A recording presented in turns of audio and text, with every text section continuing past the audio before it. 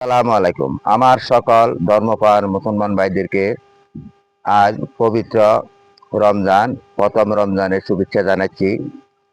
সবাই আমরা রোজা রাখবো, নামাজ পড়বো, আল্লাহর ইবাদত করব।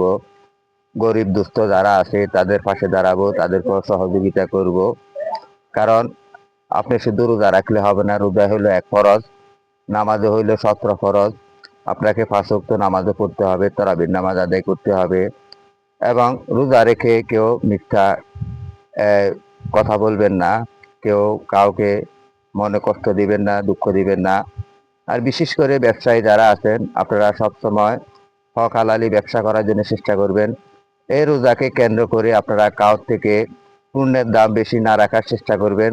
কারণ এই রমজান মাস হলো আল্লাহর পবিত্র রমজান। কারণ এই রমজান মাসে মানুষে ন্যাক কামাই করে, কেউ বদ কামাই করবেন না। তাই আসুন আমরা সবাই গরিব দুস্থ যারা আছে তাদের পাশে দাঁড়াই, তাদেরকেও কিছু সহযোগিতা করি। আমাদের মা বাবা দাদা দাদি অনেকে কবরে শুয়ে আছে, তাদের জন্য আমরা আল্লাহর কাছে প্রার্থনা করি, তাদেরকেও যেন আল্লাহ পাক বেহেশত নসিব করে। আর আমাদেরও যেন এই 30টা রোজা সুন্দরভাবে কাটে।